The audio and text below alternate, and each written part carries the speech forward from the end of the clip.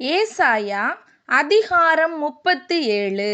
ராஜாவாகிய எசேக்கியா அதை கேட்டபோது தன் வஸ்திரங்களை கிழித்து ரெட்டு உடுத்துக்கொண்டு கர்த்தருடைய ஆலயத்தில் பிரவேசித்து அரமனை விசாரிப்புக்காரனாகிய எலியாக்கீமையும் சம்பிரதியாகிய செப்னாவையும் ஆசாரியர்களின் மூப்பரையும் ஆமோத்சின் குமாரனாகிய ஏசாயா என்னும் தீர்க்கதரிசியினிடத்திற்கு ரெட்டு உடுத்தவர்களாக அனுப்பினான். இவர்கள் அவனை நோக்கி, இந்த நாள் நெருக்கமும் கண்டிதமும் தூஷணமும் அனுபவிக்கிற நாள். பிள்ளை பேறு நோக்கி இருக்கிறது, பெறவோ பெலனில்லை. ஜீவனுள்ள தேவனை நிந்திக்கும்படி அசீரியா ராஜாவாகிய தன் ஆண்டவனால் அனுப்பப்பட்ட ரப்சாக்கே சொன்ன வார்த்தைகளை உமது தேவனாகிய கர்த்தர் கேட்டிருக்கிறார். உமது தேவனாகிய கர்த்தர் கேட்டிருக்கிற வார்த்தைகளின் நிமித்தம் தண்டனை செய்வார். ஆகையால் இன்னும் மீதியாயிருக்கிறவர்களுக்காக விண்ணப்பம் செய்வீராக என்று எசேக்கியா சொல்ல சொன்னார் என்றார்கள். இவ்விதமாய் எசேக்கியா ராஜாவின் ஊழியக்காரர் ஏசாயாவினிடத்தில் வந்து சொன்னார்கள். அப்பொழுது ஏசாயா அவர்களை நோக்கி, அசீரியா ராஜாவின் ஊழியக்காரர் என்னை தூஷித்ததும் நீர் கேட்டதுமான வார்த்தைகளினாலே பயப்படாதேயும். இதோ, அவன் ஒரு செய்தியை கேட்டு தன் தேசத்துக்கு திரும்புவதற்கான ஆவியை நான் அவனுக்குள் அனுப்பி அவனை அவன் தேசத்திலே பட்டயத்தால் விழப்பண்ணுவேன் என்று கர்த்தர் உரைக்கிறார் என்பதை உங்கள் ஆண்டவனிடத்தில் சொல்லுங்கள் என்றான். அசீரியா ராஜா லாகீசை விட்டு புறப்பட்டான் என்று கேள்விப்பட்டு ரப்சாக்கே திரும்பி போய் அவன் லிப்னாவின் மேல் யுத்தம் பண்ணுகிறதை கண்டான்.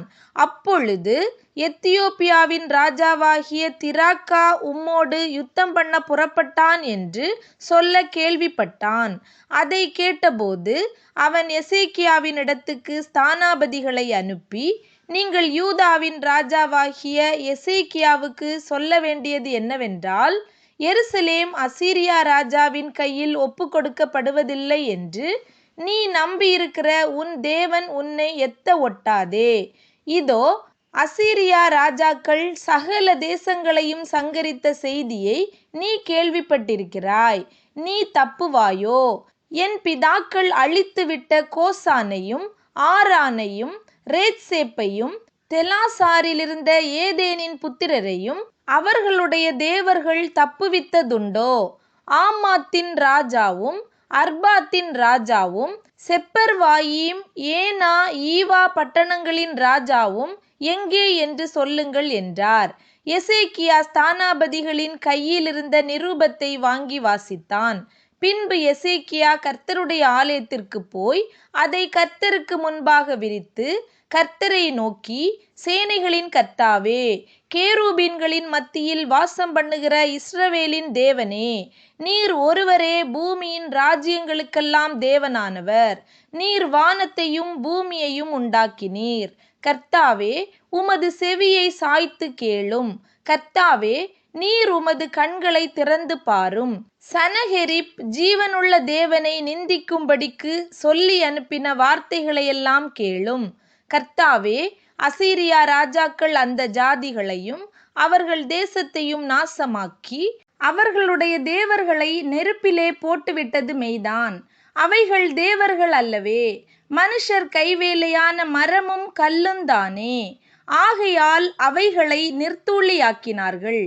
இப்போதும் எங்கள் தேவனாகிய கர்த்தாவே, நீர் ஒருவரே கர்த்தர் என்று பூமியின் ராஜ்யங்களெல்லாம் அறியும்படிக்கு எங்களை அவன் கைக்கு நீங்களாக்கி இரட்சியும் என்று விண்ணப்பம் பண்ணினான்.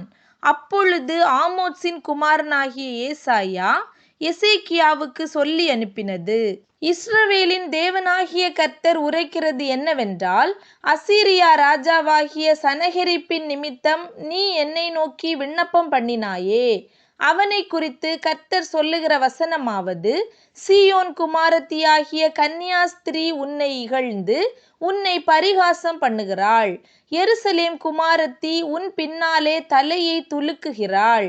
யாரை நிந்தித்து தூஷித்தாய்? யாருக்கு விரோதமாய் உன் சத்தத்தை உயர்த்தினாய்? நீ இஸ்ரவேலின் பரிசுத்தருக்கு விரோதமாய் அல்லவோ உன் கண்களை மேட்டிமையாய் ஏறெடுத்தாய். உன் ஊழியக்காரரை கொண்டு நீ ஆண்டவரை நிந்தித்து, என் இரதங்களின் திரளினாலே நான் மலைகளின் கொடுமுடிகளுக்கும் லீபனோனின் சிகரங்களுக்கும் வந்து ஏறினேன். அதின் உயரமான கேதுரு மரங்களையும் உச்சிதமான தேவதாரு விருட்சங்களையும் நான் வெட்டி, உயர்ந்த அதின் கடைசி எல்லை மட்டும் அதின் செழுமையான வனம் மட்டும் வருவேன் என்றும், நான் கிணறு வெட்டி தண்ணீர் குடித்தேன். என் உள்ளங்காலினால் அரணிப்பான இடங்களின் அகழிகளை எல்லாம் வறளவும் பண்ணினேன் என்றும் சொன்னாய். நான் வெகு காலத்துக்கு முன் அதை நியமித்து பூர்வ நாட்கள் முதல் அதை திட்டம் பண்ணினேன் என்பதை நீ கேட்டதில்லையோ? இப்பொழுது நீ அரணான பட்டணங்களை பாழான மண்மேடுகளாக்கும்படி நானே அதை சம்பவிக்க பண்ணினேன். அதனாலே அவைகளின் குடிகள் கையிழைத்தவர்களாகி கலங்கி வெட்கப்பட்டு, வெளியின் பூண்டுக்கும் பச்சிலைக்கும் வீடுகளின் மேல் முளைக்கும் புல்லுக்கும் ஓங்கி வளரும் முன் தீந்து போகும் பயிருக்கும் சமானமானார்கள். உன் இருப்பையும் உன் போக்கையும் உன் வரவையும் நீ எனக்கு விரோதமாய் கொந்தளிக்கிறதையும் அறிவேன்.